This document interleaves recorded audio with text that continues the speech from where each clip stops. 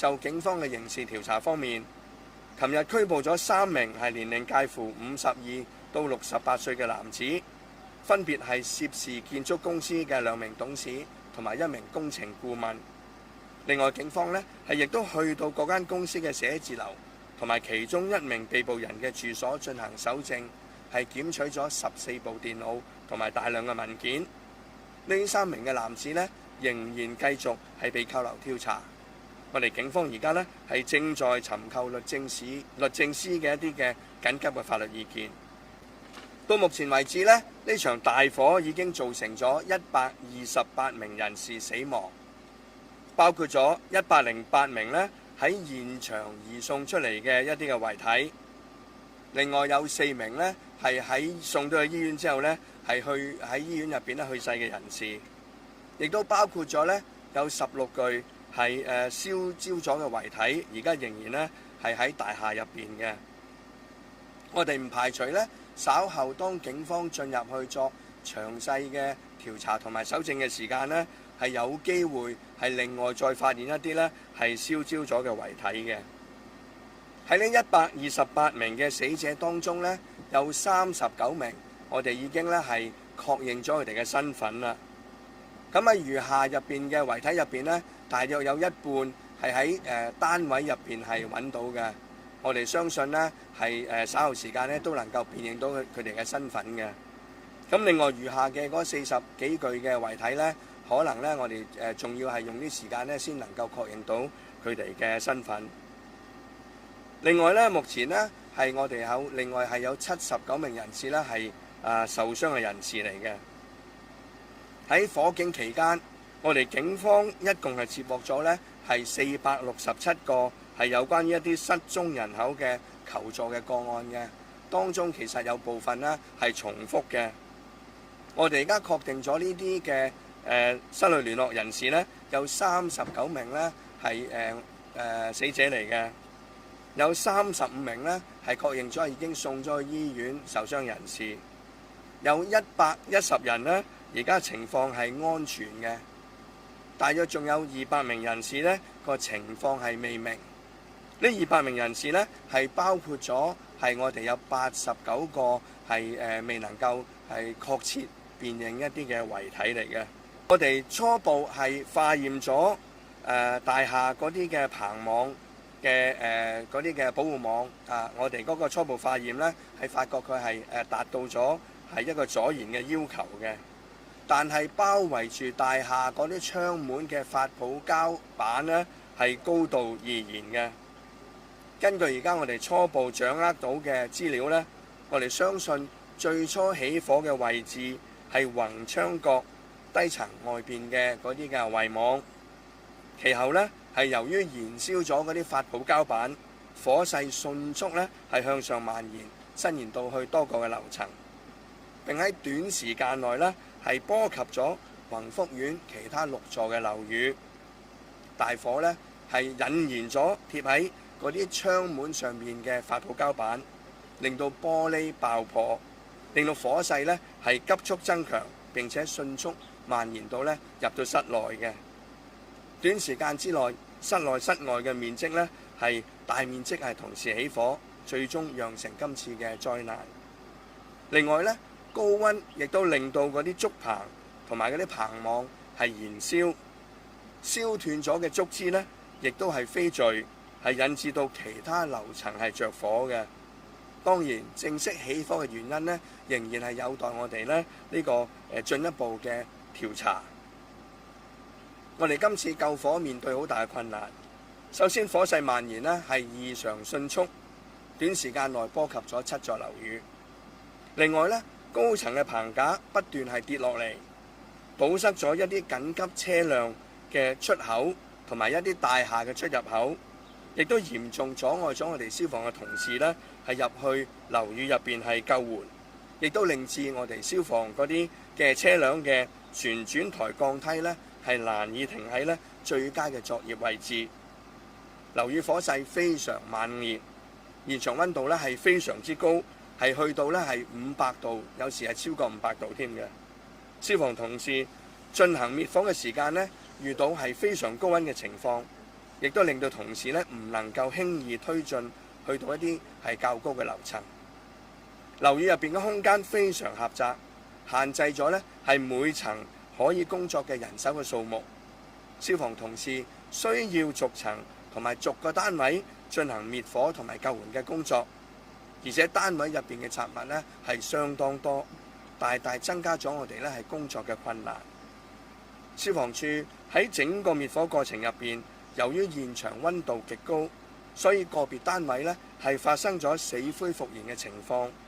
因此同時呢係需要重複去到一啲個別嘅單位進行滅火工作，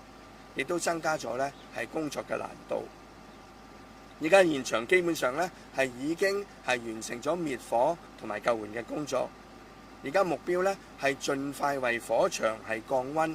喺降溫之後呢，我哋會盡快安排屋宇署嘅同事入去檢查，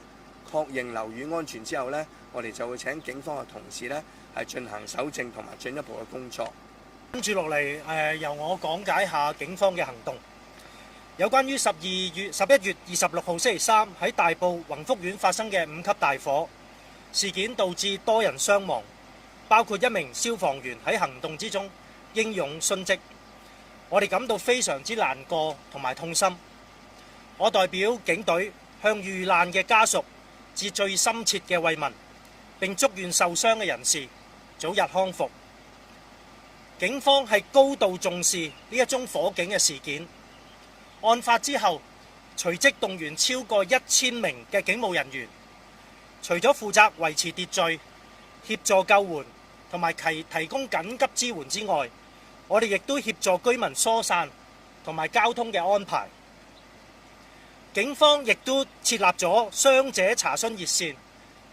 熱線號碼係1878-999，1878-999。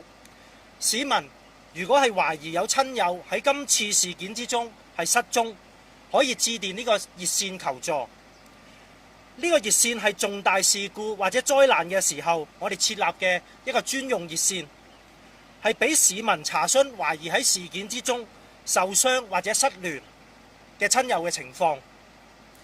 熱線由專責人員集中接聽同埋收集資料，協助致電者了解相關嘅情況。警方亦都會使用重大事件調查及災難支援系統，將失蹤者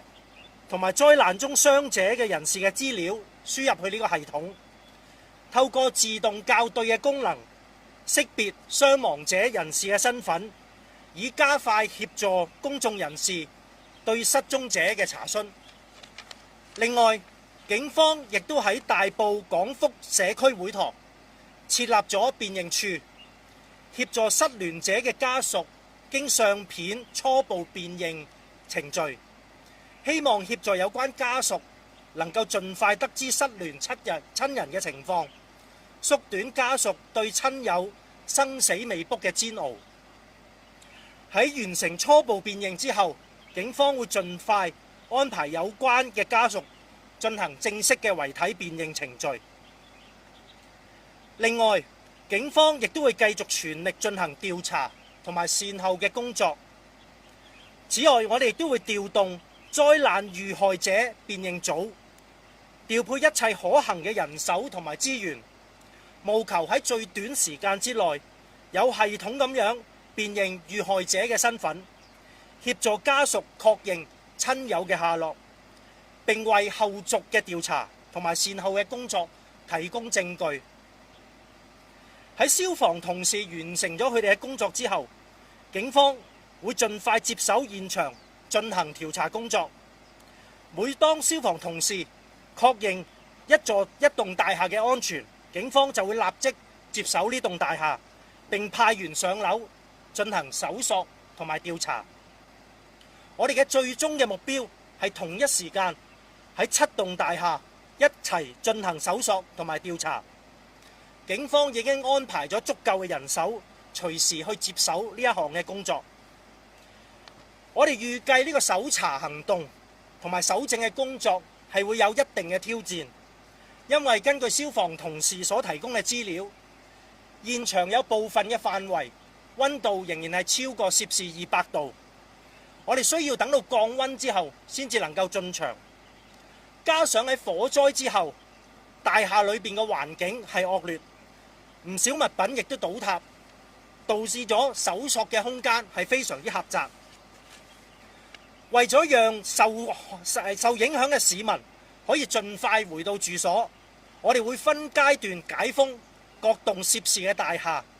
即係每完成一棟大廈嘅搜證之後，我哋立刻解封呢座大廈，能夠希望讓市民能夠盡快回到去佢哋嘅住所，了解情況，以及做善後嘅工作。喺調查方面，正如頭先局長所講，我哋警方已經就火警懷疑涉及嘅罪行，拘捕咗3名52歲至68歲嘅男子，佢哋係涉事建築公司嘅2名董事同埋1名顧問。警方亦都去佢哋嘅寫字樓同埋住所搜集大量嘅證據。呢3名男子仍然係被扣查，我哋正尋求緊律政司嘅緊急嘅法律意見。有關調查起火原因方面，警方同消防處已經成立咗專案小組，對事件作出全面嘅調查，一定會將呢宗案件提交俾死因裁判法庭去處理。警方係極度重視今次嘅火災，已經準備好喺現場條件許可嘅情況之下，我哋動員最大嘅資源，全方位去搜證同埋調查。部分樓宇預計喺今日嘅稍後嘅時間可以安排警方進入去調查。整個調查過程可能需要3至4個星期，警方係有信心同埋有足夠嘅人手去處理。我哋明白到呢個事件帶嚟唔單止係損失，仲有好多市民揮之不去嘅焦慮以及深切嘅悲傷。往後嘅日子，我哋會繼續竭盡所能，落手我哋嘅職責，陪伴大家一齊走過呢個最難捱嘅時間。各位傳媒朋友，有關於宏福苑嘅5級火警，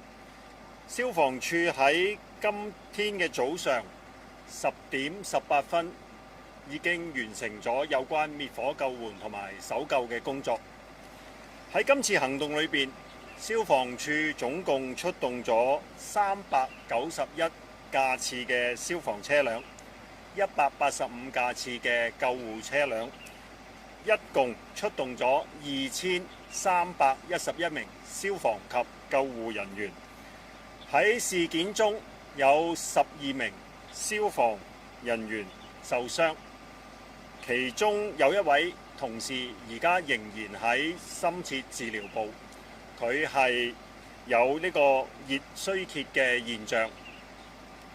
另外，其他同事嘅受傷係包括咗一啲骨折或者係一啲吸入濃煙。另外，我哋有一位同事隸屬沙田消防局嘅隊員何偉豪，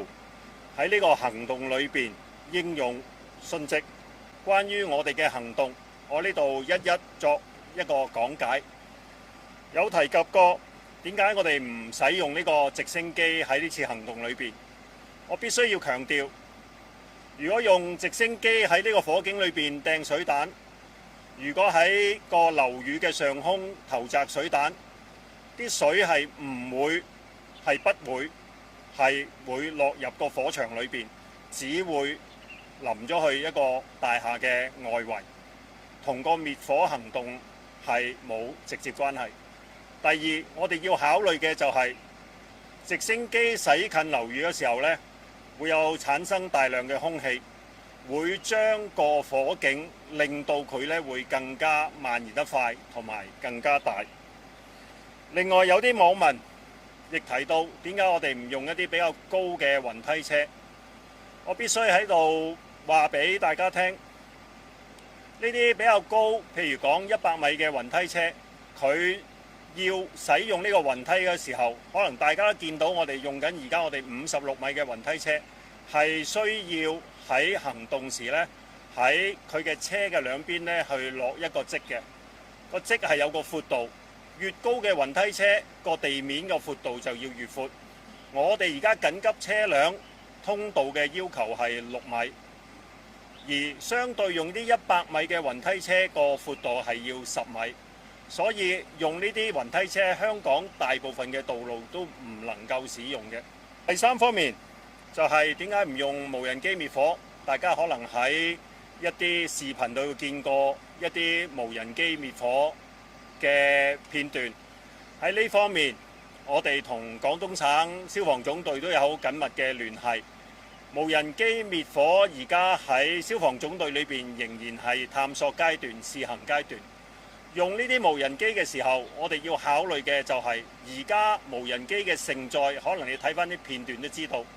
無人機承載嘅滅火喉嘅直徑係遠遠比而家我哋消防車或者我哋消防喉嘅直徑為細。咁即係代表咗佢能夠去用嘅水嘅滅火係相對少，咁即係會引致你用無人機射水埋去一個，頭先我講到今次係好多單位着火嘅情況呢，並不是一個有效嘅做法。另一方面呢，亦有人提到嗰個火警鐘，呢幾座大廈嘅火警鐘冇響到。喺呢方面，我哋昨天已經派出咗我哋防火組專責隊伍檢查咗8座大廈嘅消防系統嘅火警鐘，我哋發現咗佢係唔能夠有效咁操作。喺呢方面呢，我哋即將會採取執法行動。有關調查方面，我呢度都要同大家講一講嘅就係跨部門嘅調查專組已經成立咗，裏邊包括咗由消防處新界南總區助理處長帶領及新界南副消防處長做副主席，當中參與部門包括警務處、屋宇署、機電工程處、房屋處、勞工處同埋政府化驗所，佢哋好快就會展開相關嘅調查工作。佢哋調查嘅方向主要分開2方面。第一方面就係會調查火警嘅成因同埋火警蔓延得咁快嘅成因。第二方面就係個環境引致咁大量死傷。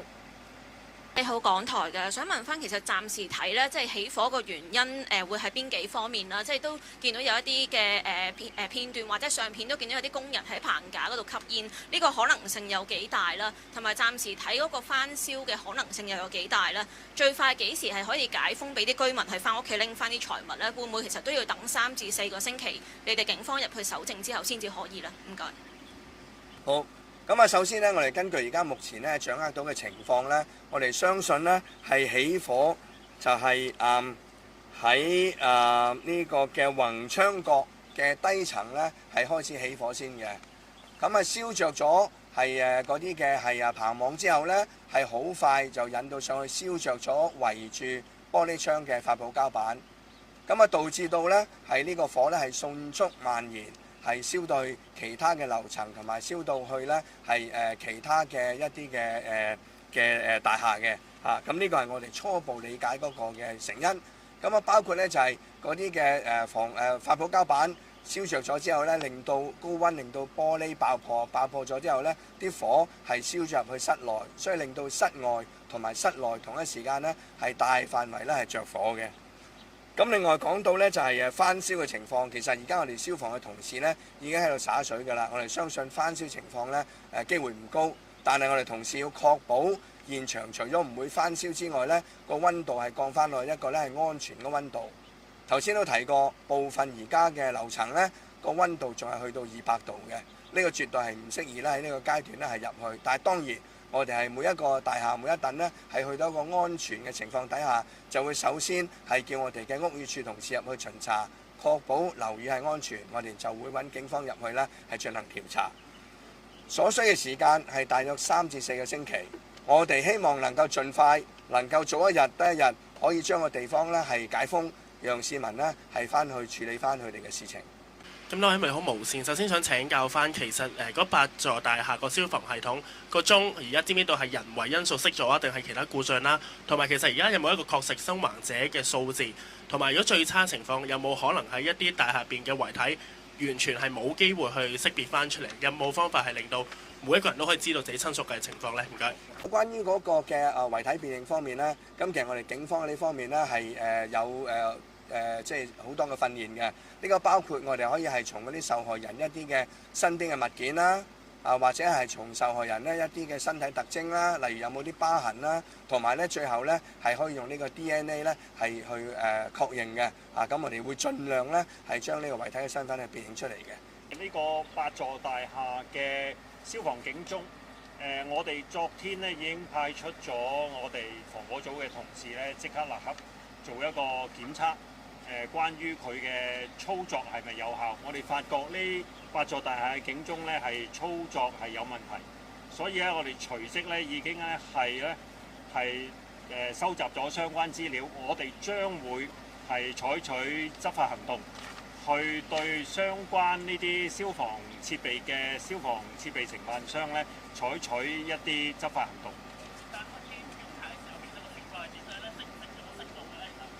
我哋去試嗰時係冇聲嘅，係冇熄，但係冇聲響嘅。Question in English, please. So 2 questions in English. Firstly, can you tell us whether there's going to be any compensation for the residents? A lot of them right now are thinking about how they can go on to maybe get a longer-term plan for a home. Secondly, can you give us an update on the corruption investigation regarding the construction company? Thank you. Right. First of all, investigation regarding any corruption allegation or investigation will be done by the ICAC. And secondly, you talk about compensation, right? So I would like to expand it to about our financial assistance to all the victims and their families. I think our government will have different schemes to support the family, and also I understand that a lot of private organizations are organizing it. As a matter of fact, Secretary Alice Mark and Secretary Ms. Chris Sun, they will hold a separate press conference a little bit later to elaborate on all the financial assistance and other kinds of assistance that we can offer to the victims and their families. English question from the South China Morning Post. So it has been 3 days after the fire. So why isn't there any basic demographics of the deceased and the injured, as you already got the information and the condition of the people? Why don't you release them to the worrying public?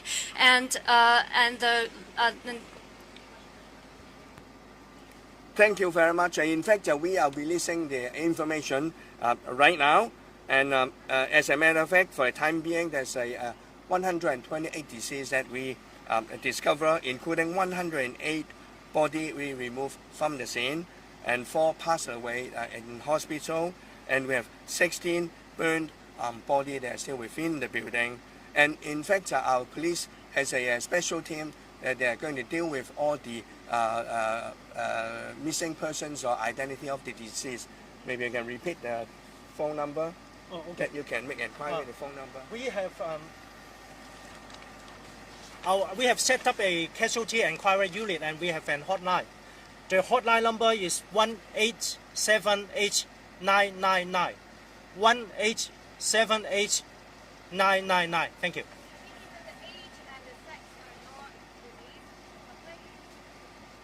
I think we need time to get all the details. As I said, even some of the disease we cannot be fully identified yet. So I think at appropriate time, when we get hold of all the information, and we are more than happy to release all the information that public is concerned, there's nothing government is unwilling to release.